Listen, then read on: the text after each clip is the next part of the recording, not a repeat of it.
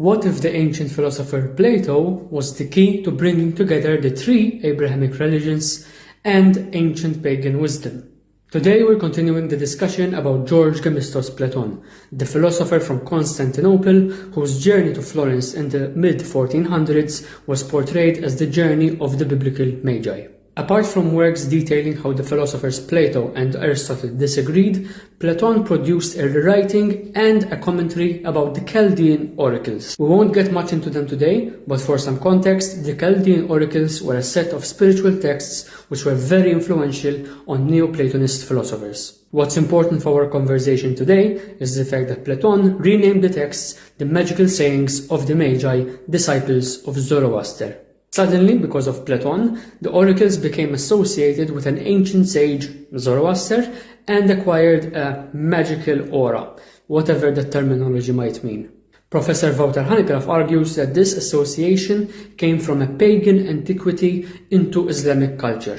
From there, a Jewish source likely made Platon, a Christian, aware of the oracles. This idea of ancient wisdom moving from pagan antiquity into the Abrahamic traditions is going to play a massive role in ideas of religious, philosophical, and spiritual synthesis. Unfortunately, Platon, for his associations, was called a heretic and a pagan by a certain George Scholarius, who associated Platon with the Jewish teacher Eliseus. Eliseus was thought to be inspired by interpretations of the philosopher Aristotle by Persian and Arabic thinkers, including the highly influential Ibn Rushd, aka Averroes. Now, Platon never actually mentions Eliseus himself, and we should be very careful when using texts by critics at analyzing historical data. However, Hanegraaff argues that the texts by Scholarius offer pretty hard, solid evidence given the context. Scholarius accused Gemistos of being linked with a court of barbarians. Barbarians here referring, unfortunately, to Islamic thinkers. Hanegraaff identifies this court as Adrianople, which, under the Turks, Jewish thinkers held important positions in Ottoman administration. Eliseus would be the typical philosopher of this time and place.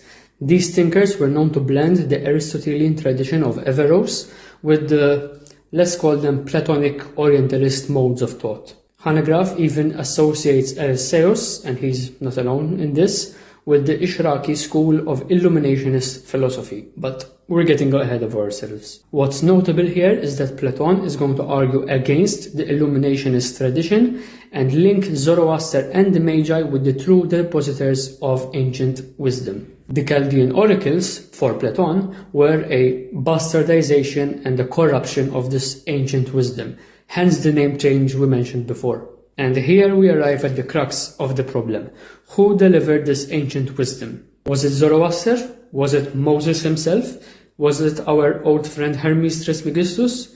Different thinkers are going to elevate or denigrate different ancient sources of wisdom. That's exactly right. We're exploring the history of how we got the idea that all religious and spiritual traditions have a common shared core. In the next episode, we're going to be looking at three very important terms to understand before we go any further. But for today, that's it, and I hope that you enjoyed another episode of TeaSoteric.